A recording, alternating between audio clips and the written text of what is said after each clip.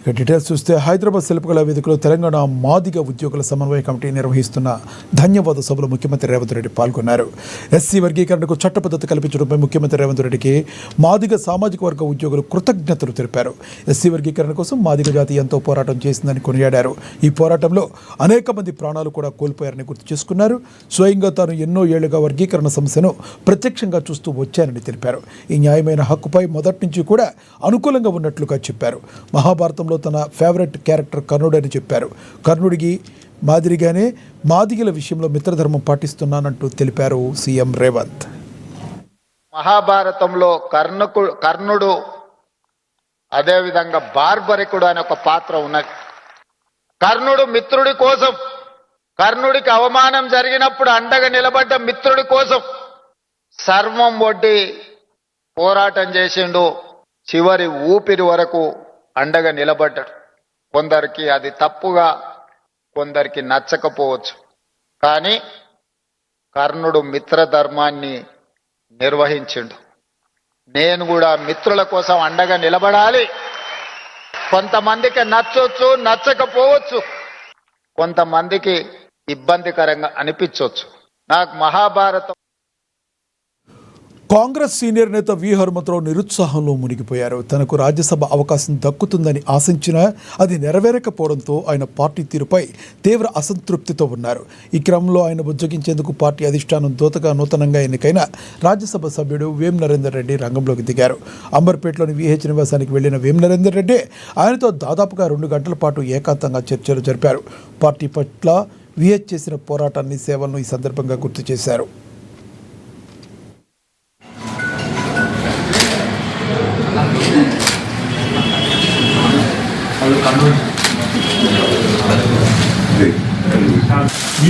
లేదు ఇది ఉంటే ఉన్నది.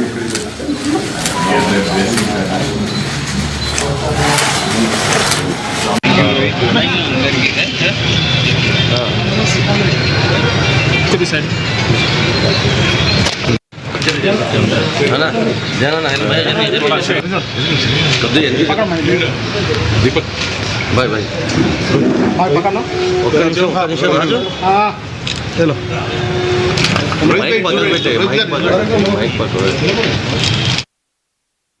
యాదాద్రి భువనగిరి జిల్లా ఆలేరులోని కాంగ్రెస్ పార్టీ కార్యాలయంలో అంతర్జాతీయ మహిళా దినోత్సవ వేడుకలు అంబరాన్నంటాయి.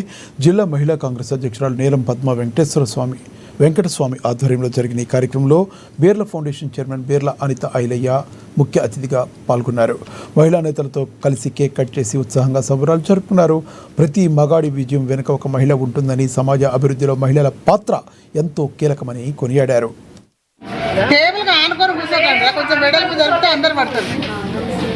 ఒక మహిళ ముందుకు రావాలంటే సామాజికంగా, ఆర్థికంగా తన పనులు, తన కుటుంబాన్ని కూడా కాపాడుకుంటూ తర్వాత ఈరోజు బయటికి రావాలంటే చాలా ఇబ్బందికరమైన రోజులలో ఈ విధంగా మహిళలు ముందుకు వచ్చి పనిచేస్తున్నామంటే అది మన ముఖ్యమంత్రి రేవంత్ అన్న గారు మహిళలకు 1 కోటి మంది మహిళలను కోటీశ్వర్లు చేయాలనే ఉద్దేశంతో మరి మహిళలకు పెద్దపీట వేస్తుంది. కాబట్టి ఇక్కడ మా ఆలయ నియోజకవర్గంలో కూడా మా యాదాద్రి భువనగిరి జిల్లా అధ్యక్షులు మరి ఎమ్మెల్యే గారు మరి బీర్ల ఐలయ్య గారు మహిళలు అంటే నా అక్క చెల్లెలు అని మాకు ఎంతో స్ఫూర్తినిస్తూ ఈరోజు మహిళా కాంగ్రెస్ స్ట్రెంథన్ కోసం రాష్ట్రంలోనే మరి అన్ని ఫ్రంటల్స్ కంటే మహిళా కాంగ్రెస్ బాగా స్ట్రెంథన్గా మేము ముందుకు వెళ్ళడం కూడా జరుగుతుంది. ఎందుకంటే ఈరోజు బీజేపీ, బీఆర్ఎస్ చేస్తున్న అరాచకాలు 10 సంవత్సరాల నుంచి వారి అధికారంలో ఉండి ఏమి చేయలేంది 2.5 సంవత్సరాలలో మన ముఖ్యమంత్రి రేవంత్ అన్న గారు వచ్చినాక చాలామంది మహిళలు ఏం కోరుకుంటున్నారంటే ఇలాంటి ముఖ్యమంత్రి మాకు ఎప్పుడు కావాలి. మా ఎమ్మెల్యేలు కూడా మాకు అన్నిట్లలో సహకరిస్తున్నారు. కాబట్టి ఇలాంటి ఎమ్మెల్యేలు కూడా కావాలని బాగా కోరుకుంటున్నారు.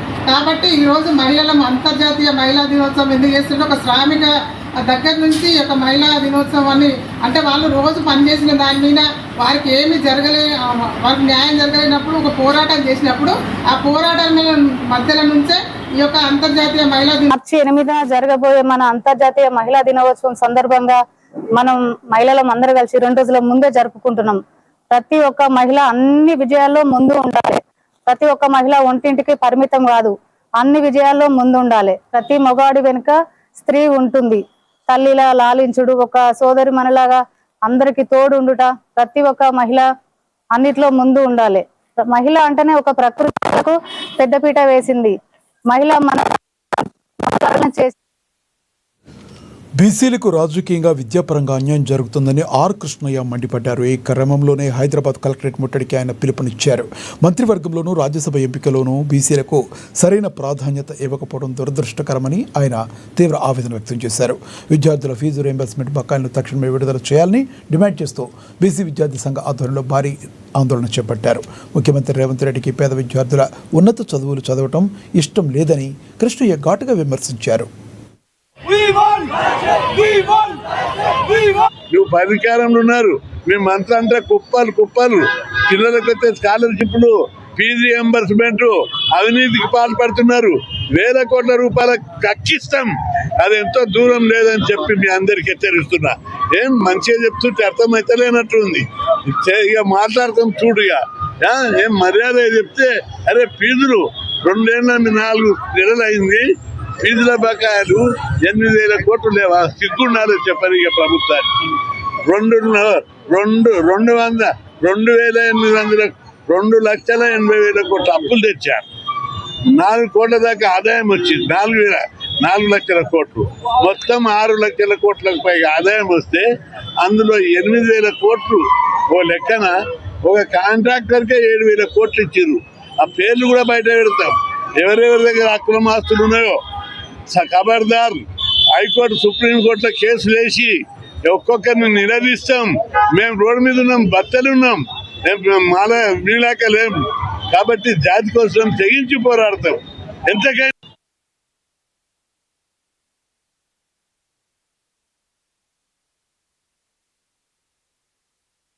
యాదాద్రి భువనగిరి జిల్లా యాదగిరిగుట్టలో ప్రజాపాలన ప్రగతి ప్రణాళిక 99 రోజుల సుదీర్ఘ కార్యక్రమం ఘనంగా ప్రారంభమైంది. ప్రభుత్వ వైపు బీర్లా ఐలయ్య యాదగిరిపల్లి 2వ వార్డులో ఈ కార్యక్రమానికి శ్రీకారం చుట్టారు. తొలుత ప్రజలతో ప్రజాపాలన ప్రతిజ్ఞ చేయించిన ఎమ్మెల్యే అనంతరం మున్సిపల్ డోజర్ను ప్రారంభించారు. ఈ సందర్భంగా మున్సిపల్ చైర్మన్ వాణి భరత్ గౌడ్ జెండా ఊపి వాహనాన్ని ప్రారంభించగా అధికారులతో కలిసి ఎమ్మెల్యే అభివృద్ధి పనులను పర్యవేక్షించారు. అనంతరం మున్సిపల్ కార్మికులతో కలిసి చీపురు పట్టి రోడ్లను ఊడ్చి తట్టలతో చెత్తను ఆటోలో పోసి అందరికీ ఆదర్శంగా నిలిచారు. ప్రజాప్రతినిధులు ప్రజల చెంతకు చేరి సమస్యలను పరిష్కరించడమే ఈ 99 రోజుల ప్రణాళిక యొక్క ముఖ్య ఉద్దేశమని ఆయన పేర్కొన్నారు. ప్రభుత్వం అందిస్తున్నటువంటి సంక్షేమాలతో పాటు ఆ పట్టణంలో గాని మన ఇల్లు ఎంత శుభ్రంగా ఉంచుకుంటామో మన వార్డు, మన మున్సిపాలిటీ కూడా అంత శుభ్రంగా ఉంచుకోవాలనే ఉద్దేశంతో ఈ 99 రోజుల ప్రణాళిక ప్రారంభించడం జరిగింది. అది ఈ రోజు యాదగిరిగుట్ట మున్సిపాలిటీలో మున్సిపల్ చైర్మన్ గారు, అదేవిధంగా వైస్ చైర్మన్ గారు, కౌన్సిలర్ గారు, కమిషనర్ గారు, మిగతా నాయకులంతా వచ్చి ఇక్కడ యాదగిరిపల్లి జంగాల కాలనీ, ఇక్కడ ఎస్సీ కాలనీ ప్రారంభించడం జరిగింది. ఈ 99 రోజులు ఈ పట్టణానికి సంబంధించి అభివృద్ధి విషయం గానీ, అక్కడ చెత్త చెదారం లేకుండా క్లీన్ చేసుకొని డ్రైనేజీ సమస్య, మంచినీళ్ళ సమస్య, ప్రజాప్రభుత్వం అందిస్తున్నటువంటి సంక్షేమ పథకాలు ప్రతి ఇంటికి ఏ రకంగా చేరుతున్నాయి, ఇంకా ఇందిరమ్మిళ్ళకు సంబంధించి ఎంతమంది లబ్ధిదారు ఉన్నారు, ఆ గ్రామం సంబంధించి ఆ వార్డుకు సంబంధించి ఎంతమందికి రేషన్ కార్డులు మొన్న ఇచ్చినాం, ఇంకా రేషన్ కార్డు లేకపోతే రేషన్ కార్డు అనేది నిరంతర ప్రక్రియ కాబట్టి ప్రతి అర్హులందరికీ రేషన్ కార్డు, ఇందిరమ్మిళ్ళు అందించాల్సిన అవసరం ఏముందో క్షుణ్ణంగా పరిశీలించి ఈ ప్రభుత్వం అందిస్తున్నటువంటి కార్యక్రమాల్లో, ఈ సంక్షేమ పథకాల్లో పేదలకు అందరికీ పార్టీలకు అతీతంగా, కులాలకు అతీతంగా, మతాలకు అతీతంగా ప్రతి కుటుంబానికి ప్రభుత్వ ఫలాలన్న లక్ష్యంతో ఈ ప్రణాళిక సిద్ధం చేస్తాం. ఈ ప్రణాళికలో ఇక్కడ వార్డులతో పాటు ప్రతి ఇంటి తెలంగాణ రాష్ట్ర వ్యాప్తంగా నేటి నుంచి జూన్ 12 వరకు 99 రోజుల పాటు ప్రభుత్వం ప్రతిష్టాత్మకంగా చేపట్టిన ప్రజాపాలన ప్రగతి ప్రణాళిక కార్యక్రమం ఘనంగా ప్రారంభమైంది. ఇందులో భాగంగా హైదరాబాద్ మసబ్ ట్యాంక్లోని సమాచార పౌర సంబంధాల శాఖ కార్యాలయంలో ప్రత్యేక కార్యక్రమాలు నిర్వహించారు. సమాచార శాఖ స్పెషల్ కమిషనర్ సిహెచ్ ప్రియాంక మొక్కలు నాటి ఈ కార్యక్రమాన్ని ప్రారంభించారు. అనంతరం కార్యాలయంలోని అన్ని సెక్షన్లను ఆమె స్వయంగా తనిఖీ చేసి పెండింగ్ ఫైళ్ల పరిష్కారంపై అధికారులకు కీలక ఆదేశాలు జారీ చేశారు.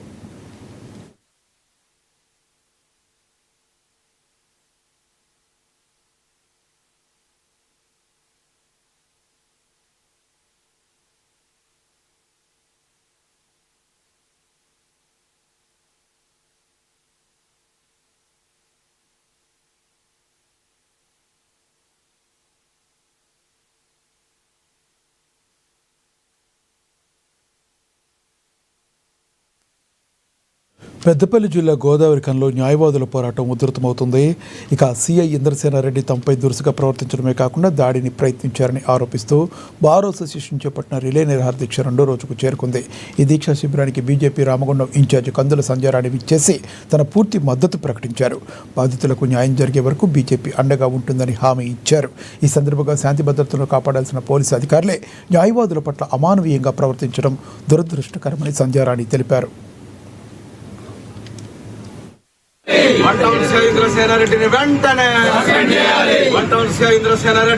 దాదాపు గత చాలా రోజుల నుంచి కూడా అనేక నిరసనలు ఇక్కడ సిఐ మీద వ్యక్తమైతే ఉన్నాయి.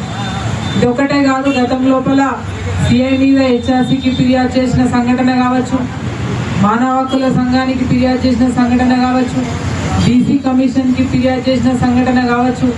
ఇట్లా అనేక రకాలుగా ఇవాళ స్టేషన్కి పోతే ప్రతి ఒక్కరిని కూడా దురుసుగా మాట్లాడడము, ఇవాళ అసభ్య పదజాలంతో అనేక రకాలుగా సిఐ మాట్లాడినటువంటి వీడియోలు, ఆడియోలు ప్రత్యక్షంగా ఎన్నో రకాల ఎవిడెన్స్ ఉన్నాయి మన దగ్గర. ఇలా ఎన్ని మాట్లాడినా కూడా ఇవాళ సిఐ ఇవాళ ఒకటే అడుగుతా ఉన్నాం మేము, అంటే నీకు అగ్రకుల అహంకారమా లేకపోతే నీ వెనుక ఎమ్మెల్యే ఉన్నాడనేటువంటి ఒక దాంతో నువ్వు ఈ రకంగా ప్రవర్తిస్తున్నావా? సమాధానం చెప్పాల్సినటువంటి అవసరం ఉంది. ఇలా అడ్వకేట్లు ఇవ్వాలనే కాదు, గతం లోపల కూడా నువ్వు మాట్లాడినటువంటి తీరుకి నిరసన చెప్పినప్పుడు ఒకసారి కోర్టుకు వచ్చి క్షమాపణ చెప్పినావు, ఒకసారి నీ స్టేషన్లోనే కూర్చోబెట్టి క్షమాపణ చెప్పినావు. అంటే ఈయన కూడా నీకు బుద్ధి రావడం లేదనేది నిజంగా కూడా చాలా బాధాకరమైనటువంటి అంశం. ఇవాళ గోదావరిఖనిలో అడ్వకేట్లు అంటే ఒక గౌరవం ఉన్నది.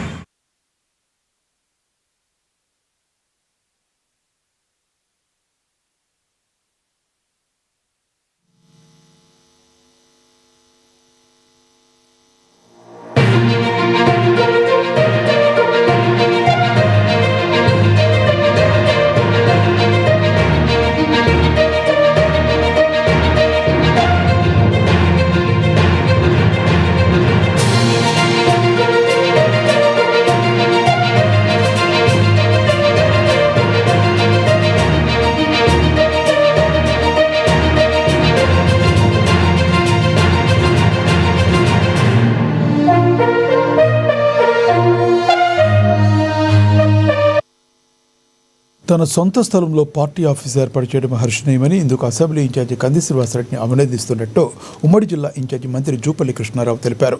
శుక్రవారం బేల మండల కేంద్రంలో కంది శ్రీనివాసరెడ్డి ఆధ్వర్యంలో జరిగిన భూమి పూజ కార్యక్రమానికి ఆయన ముఖ్య అతిథిగా విచ్చేసి శాస్త్రోక్తంగా భూమి పూజ చేశారు. ప్రజల కోసం తన వ్యాపారాలు పక్కన పెట్టి సేవలు అందిస్తున్నారని అన్నారు. గత ఎన్నికల్లో చాలా తక్కువ మెజార్టీతో ఓడిపోయినా మున్ముందు మంచి భవిష్యత్తు ఉంటుందన్నారు. ఇలాగే ప్రజాసేవలో ఉంటూ ప్రజల అభిమానాన్ని పొందాలని ఆయన ఆకాంక్షించారు. ఇలాంటి మంచి కార్యక్రమానికి తన చేతులతో పునాది రాయి వేయడం ఎంతో సంతోషంగా ఉందన్నారు.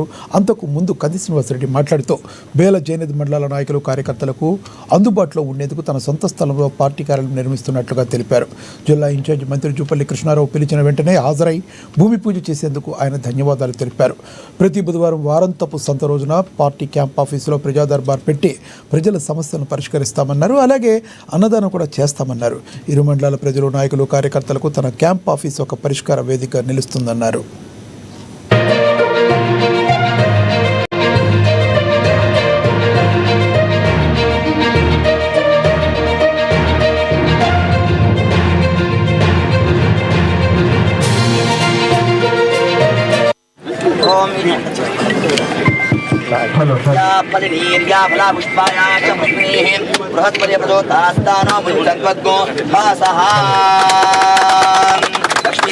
గోవింద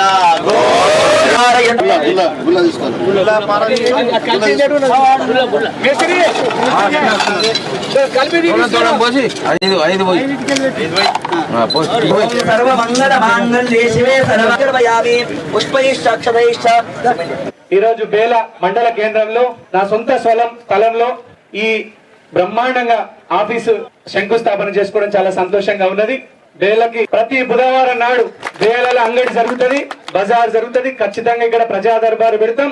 అలాగే ముఖ్య నాయకులందరం కూడా బ్రహ్మాండంగా బేల ఒక వెనుకబడిన ప్రాంతాన్ని అభివృద్ధి చేయడానికి జైనద్కి బేలకి దగ్గరలో ఉంటది. జైనద్ సర్పంచ్ జగదీష్ రెడ్డి గారు కూడా వచ్చారు. అందరికి దగ్గరలో ఉంటది. దీన్ని బ్రహ్మాండంగా మన అందరి ఆఫీస్ ఇది. ఇక్కడ అన్నదానం జరుగుతుంది, ముఖ్య కార్యకర్తల సమావేశాలు జరుగుతాయి. ఇక్కడ పర్మనెంట్ ఆఫీసు చేసుకోవాలన్నటువంటి ఉద్దేశంతో మొదలుపెట్టాం. మీ అందరు కూడా పెద్దలు జూపల్లి కృష్ణారావు గారు గుర్తుపెట్టుకోండి, అధికారం మన ఇంకొకసారి కూడా ఎమ్మెల్యే కాలే. జూపల్లి కృష్ణారావు గారు 1999 నుంచి ఇప్పటిదాకా ఎమ్మెల్యే. ఒక్కడేసారి ఓడిపోయినటువంటి నాయకుడు, ఒక్కడేసారి, అది కూడా చాలా తక్కువ మెజార్టీతో, రకరకాల కుట్రలు కుతంత్రాలతో ఓడిపోయారు. కానీ అంత మంచి నాయకుడితో ఓపెనింగ్ చేయడం చాలా గర్వంగా ఉంది. మాలాంటి ఇప్పుడిప్పుడే ఎమ్మెల్యే కావాలనుకుంటున్నటువంటి వ్యక్తులకు ఆయన ఆశీర్వాదం ఉండాలా. అట్లనే మన ఆదిలాబాద్ రాజకీయ భీష్మ పితామహుడు మా వేణుగోపాల్చారి గారు, హ్యాట్రిక్ ఎమ్మెల్యే, హ్యాట్రిక్ ఎంపీ, కేంద్ర మంత్రి, రాష్ట్ర మంత్రి, ఒక ముఖ్యమంత్రి పదవి, ప్రధానమంత్రి పదవి, 2 తప్ప అన్ని చేసిండు ఆయన వేణుగోపాల్చారి గారు. అటువంటి మహనీయుల మధ్య, మంచి వ్యక్తుల మధ్య సత్సంగత్. ఇక్కడ బేలలో భక్తి భావనలు ఎక్కువ, బాజీరావు బాబా భక్తులు ఎక్కువ. కాబట్టి ఆ బాజీరావు బాబా ఆశీర్వాదంతో ఇక్కడ బ్రహ్మాండంగా పార్టీ ఆఫీసు శంకుస్థాపన, భూమి పూజ చేసుకున్నాం. చాలా సంతోషంగా ఉన్నది.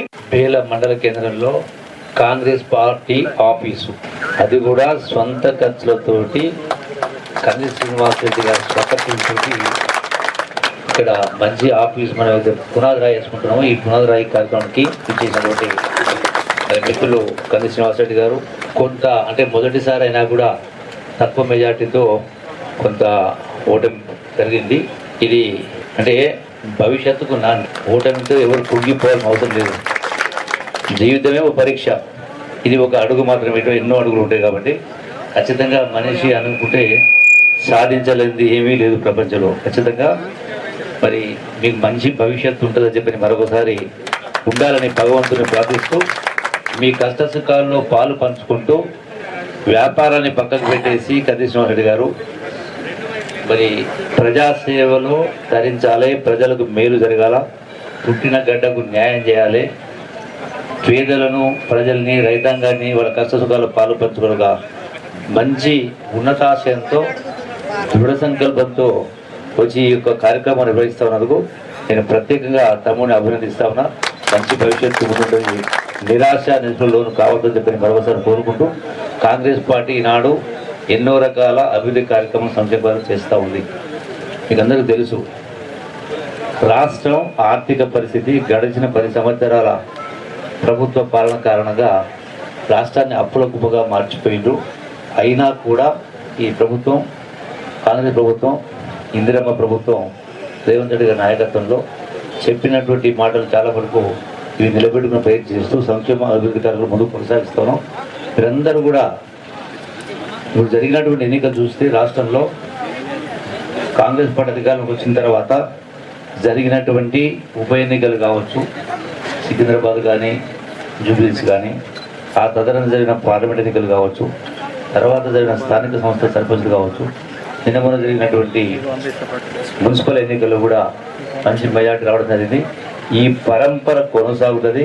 రేపు రాబోయే స్థానిక సంస్థల ఎన్నికలు కూడా మీరందరికీ పదవులు రావాలి, మీరు కూడా ఆ స్థితిలో కూర్చోవాలి. దానికి ప్రజలలో ప్రజా సంబంధాలు మనం మెరుగుపరుచుకున్నప్పుడే ప్రజల కష్ట సుఖాలలో పాలు పంచుకోవడం సాధ్యమవుతుంది. కాబట్టి ఖచ్చితంగా మంచి భవిష్యత్తు కాంగ్రెస్ పార్టీకైనా మీకైనా మంచి భవిష్యత్తు ముందుంటుందని మరి ఈ యొక్క శుభ సందర్భంలో పునాది రాయి వేసిన శుభ సందర్భంలో మరొకసారి శ్రీనివాస్ రెడ్డి గారికి, కాంగ్రెస్ పార్టీ నాయకులు, కార్యకర్తలందరికీ శుభాకాంక్షలు తెలియజేసుకుంటున్నా. పేల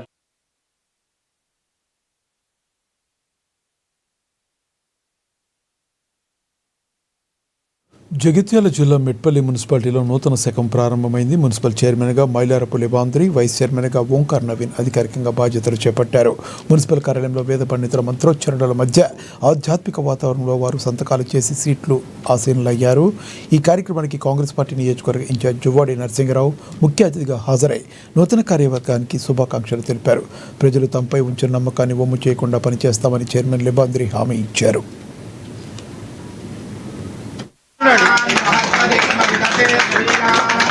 ఇప్పుడు ఎన్నికైన వాళ్ళంతా కూడా కొత్త ముఖాలు, కొత్త ఫేసెస్. మెట్పల్లి ప్రజలందరూ కూడా ఒక కొత్త ముఖాలకు తీర్పిచ్చిర్రు, కొత్త ఫేసెస్కు తీర్పిచ్చిర్రు. ముఖ్యంగా యువతను బాగా ఎన్నుకున్నారు. ఇక్కడ వైస్ చైర్మన్ కూడా చాలా చిన్న వయసులో వైస్ చైర్మన్ అయినాడు. అదే లింబాద్రి గారికి గతంలో వైస్ చైర్మన్గా పనిచేసిన అనుభవం ఉంది. ఇప్పుడు మున్సిపల్ చైర్మన్గా అభివృద్ధి కోసం మేము 17,80,00,000 రూపాయలు ఆల్రెడీ మేము మంజూరు చేసినాం. శంకుస్థాపనలు కూడా జరిగినాయి. అది కాకుండా కూడా మొన్న ముఖ్యమంత్రి గారిని మేము చైర్మన్, వైస్ చైర్మన్ తీసుకెళ్ళి కల్పించినప్పుడు అభివృద్ధికి, మెట్పల్లి కొరుట్ల అభివృద్ధికి ఎన్ని నిధులైనా మేము మంజూరు చేయడానికి సిద్ధంగా ఉన్నామని చెప్పడం జరిగింది. మరి 99 రోజుల కార్యక్రమం ప్రభుత్వం చేపడతా ఉన్నది. ముఖ్యంగా జూన్ 2 వరకు 2 సంవత్సరాలలో గ్రామాలలో కానివ్వండి, పట్టణాలలో కానివ్వండి, ఎడ్యుకేషన్ డిపార్ట్మెంట్ కానివ్వండి, ఫారెస్ట్ డిపార్ట్మెంట్ కానివ్వండి, ప్రతి డిపార్ట్మెంట్లో 99 రోజుల ప్రణాళిక సిద్ధం చేయాల్సిందిగా ముఖ్యమంత్రి గారు కలెక్టర్లకు ఆదేశించడం జరిగింది. కలెక్టర్ గారు వారు కూడా సత్యప్రసాద్, మా జిల్లా కలెక్టర్ గారు కూడా అన్ని డిపార్ట్మెంట్లతో సమన్వయం చేస్తూ అన్ని ప్రణాళికలు సిద్ధం చేసి అభివృద్ధి భాగంగా ఈ 2 సంవత్సరాలు అభివృద్ధి చేసినాం. ఆ 2 సంవత్సరాల చేసిన అభివృద్ధినితో ఈ 99 రోజుల్లో మన తెలంగాణ ఫార్మేషన్ అయిన సందర్భంగా ఈ 99 రోజుల రిజల్ట్ అన్ని డిపార్ట్మెంట్లలో, ముఖ్యంగా శానిటరీ, మున్సిపాలిటీలు కానీ, గ్రామ పంచాయతీలు కానీ, ఎడ్యుకేషన్, ఎక్కడెక్కడైతే స్కూళ్ళల్లో ఇబ్బంది ఉన్నారో, టీచర్స్ కొరత ఉన్నారో, అదేవిధంగా మున్సిపాలిటీలో మున్సిపల్ కొరత ఉంటే, ఎడ్యుకేషన్ డిపార్ట్మెంట్లలో, ఫారెస్ట్ డిపార్ట్మెంట్ కానిది, ఏమున్నా అన్ని సమస్యలు అన్ని రంగాలలో చైర్మన్గా అవడం జరిగింది. కానీ ఈ 15 నుంచి చేయక మంచి రోజు లేక ఈరోజే బాధ్యత తీరడం జరిగింది. అన్నీ వివరించారు నరసింహన్న గారు కూడా. ఇంకా మా అభివృద్ధి కొరకు తోడ్పడతాము, ఇంకా మాకు నిధులు కూడా ఇస్తా అని చెప్పి ఒప్పుకున్నారు మన ముఖ్యమంత్రి గారు. చాలా సంతోషమైంది. త్వరలోనే దొరకపోయి ముఖ్యమంత్రిని కలిపి ఇంకా నిధులు కావాలని కోరడంగానే ఇస్తానని చెప్పిండు. ఇంకా అభివృద్ధి చేస్తామని కోరుకుంటూ, రోడ్లు సమస్య ఉంది, తర్వాత డ్రైన్ సమస్య ఉంది, డ్రైనేజ్ ఉంది, అలాగే మన శ్మశాన వాటికి కూడా ఉంది. దానికి కూడా నిధులు పెట్టడం జరిగింది. ఇప్పుడు త్వరలోనే టెండర్ కూడా ఓపెన్ అవుతాయి. ఇంకా నిధులున్నాయి. ఇంకా కూకుండి అన్ని విషయాలు ఏది ఎమర్జెన్సీ ఉంటే దాన్ని చేయాలనుకున్నాము. ఇప్పుడు 100 రోజులల్లా, 99 రోజులల్లా రూపురేఖలు దిద్ది చూపిస్తామని చెప్తున్నాను. ఫస్ట్ ఆఫ్ ఆల్ నర్సింగన్నకి, చైర్మన్ గారికి స్పెషల్ థ్యాంక్స్. అతి చిన్న వయసులో నాకు ఈ అవకాశం ఇచ్చారు. ఈ అవకాశాన్ని వినియోగించుకొని ఖచ్చితంగా మన మెట్పల్లిని తెలంగాణలోనే నెంబర్ 1 పొజిషన్లో ఉంచడానికి ప్రయత్నం చేస్తానని మాటిస్తున్నాను. ఖచ్చితంగా అన్ని ఏ సమస్యలు ఉన్నా కానీ 24 గంటలు అందుబాటులో ఉండి అన్ని పార్టీలతో సమైక్యంగా అభివృద్ధి లక్ష్యంగా ముందుకు పోతామని చెప్పి తెలియజేస్తున్నాను. మేడ్చల్ జిల్లా మల్లాపూర్లో విస్తుపోయే ఘటన వెలుగు చూస్తుంది. జేపీ వైన్ షాప్లో బీర్ కొనుగోలు చేసిన ఒక వ్యక్తి బాటిల్లో మూత తీసి చూడగా అందులో ఒక చిన్న చేప పిల్ల కదలటం చూసి అవాక్కయ్యాడు. వెంటనే వైన్ షాప్ నిర్వాహకులు నిలదీయగా ఇది మా దగ్గర తయారైంది కాదు, కింగ్ ఫిషర్ కంపెనీని అడగనట్టు నిర్లక్ష్యంగా సమాధానం ఇచ్చారు. మద్యం బాటిల్లో తరచూ చెత్త పురుగులు వస్తున్నాయని, ఇప్పుడు ఏకంగా చేపలు కూడా రావడం మద్యప్రియులు ఆందోళన వ్యక్తం చేస్తున్నారు. నాణ్యతా ప్రమాణాలు పాటించని సంస్థలపై కఠిన చర్యలు తీసుకోవాలని డిమాండ్ చేస్తున్నారు.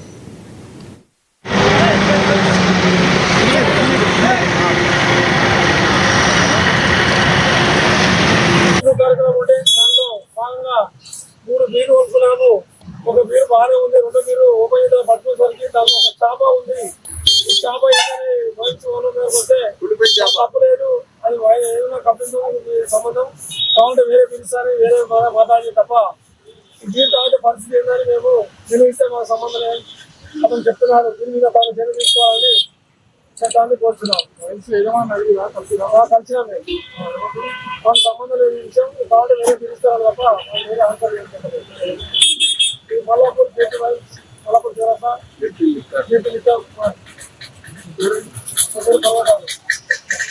ఇప్పుడు ప్రతిసారి మీకు సెలవు తీసుకుంటాం. ఇక్కడ పంచాయతీ తీసుకుంటాము.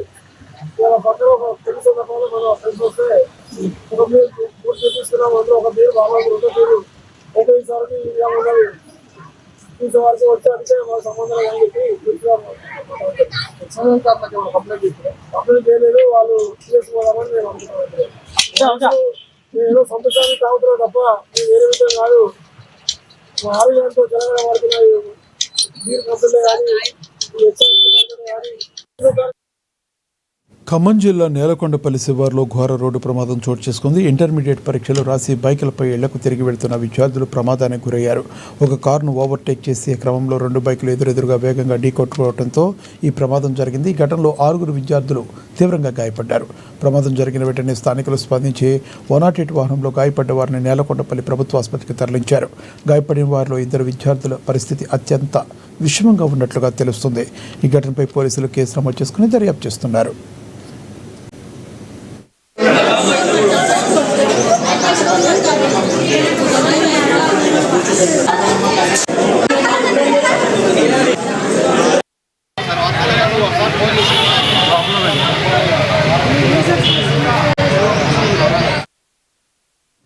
ఏలూరు జిల్లాలో అక్రమ గంజాయి రవాణాపై పోలీసులు ఉక్కుపాదం మోపారు. ఆపరేషన్ వజ్రాలో భాగంగా జీలుగుమిల్లి మండలం తాటిఆకులగూడెం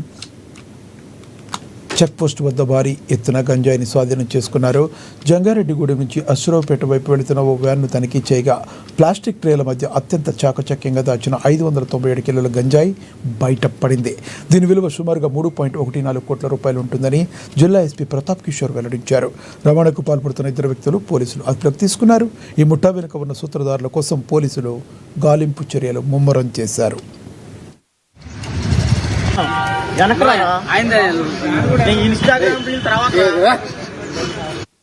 ట్రాన్స్పోర్ట్ చేస్తున్న 2 దిలీప్ కుమార్ మహంతి, జనార్దన్ ప్రధాన్, వీళ్ళిద్దరు కూడా బరంపూర్ రెసిడెంట్స్. వాళ్ళ ఇద్దరిని కూడా ఈ మెటీరియల్తో పాటు అరెస్ట్ చేయడం జరిగింది. వీళ్ళలో ఒకరి మీద ఇంతకు ముందే ఒక యూపీ పోలీస్ స్టేషన్లో కూడా ఒక గాంజాయి కేసు ఉంది. అంటే వీళ్ళు ఇంతకు ముందు కూడా ఈ గంజాయి వృత్తిలో వీళ్ళు ఉన్నారు. వీళ్ళని ప్లాంట్గా పట్టుకోవడం జరిగింది. వీళ్ళ ఇంట్రాగేషన్లో భాగంగా మాకు ఇంకా కొన్ని విషయాలు తెలిసినాయి. ఎక్కడ నుంచి లోడ్ చేస్తున్నారు, ఇంతకు ముందు చేసిన కొన్ని ట్రిప్స్ కూడా కన్ఫెషన్స్లో తీసుకురావడం జరిగింది. తర్వాత వీళ్ళకి ఎవరు లోడ్ చేశారు, వీళ్ళు ఈ లోడ్ని ఎక్కడికి తీసుకెళ్తున్నారు, మహారాష్ట్రలో వాళ్ళ పేర్లు కూడా ఇన్వెస్టిగేషన్లో భాగంగా గుర్తించడం జరిగింది. కానీ ఆ డీటెయిల్స్ వాళ్ళని అరెస్ట్ చేస్తే టైంలో మళ్ళీ మీకు ప్రొడ్యూస్ చేయడం జరుగుతుంది, కాన్ఫిడెన్షియల్ డీటెయిల్స్ కాబట్టి. ప్రస్తుతానికి ఈ 2 అరెస్ట్ చేసి రిమాండ్ చేయడం జరుగుతుంది. తొందరలో ఆ మిగిలిన 4 వాళ్ళకి కనెక్టెడ్ ఎంతమంది ఉంటే వాళ్ళని కూడా అరెస్ట్ చేయడం జరుగుతుంది. వాళ్ళ ఆస్తుల్ని అన్ని కూడా గుర్తించి ఆస్తుల్ని సీజ్ చేయడము, చట్టపరంగా స్వాధీనపరచుకోవడం కూడా జరుగుతుంది. ఈ వర్క్ అంతా కూడా చాలా చక్కగా మన జీలిగిమల్లి పోలీసు ఈ అంతర్రాష్ట్రీయ గంజాయి ముఠాన్ని పట్టుకోవడం జరిగింది. దీంట్లో కొంతమంది దీనికి సహకరించిన మన రాష్ట్రం వాళ్ళని కూడా గుర్తించడం జరిగింది. వాళ్ళలో కొంత పోలవరం డిస్ట్రిక్ట్ సైడ్ ఉన్నారు. వాళ్ళు ఈ లోడింగ్ జరిగిన ప్రదేశం కూడా గుర్తించడం జరిగింది. ఖచ్చితంగా వీళ్ళని తొందరలోనే అరెస్ట్ చేస్తారు.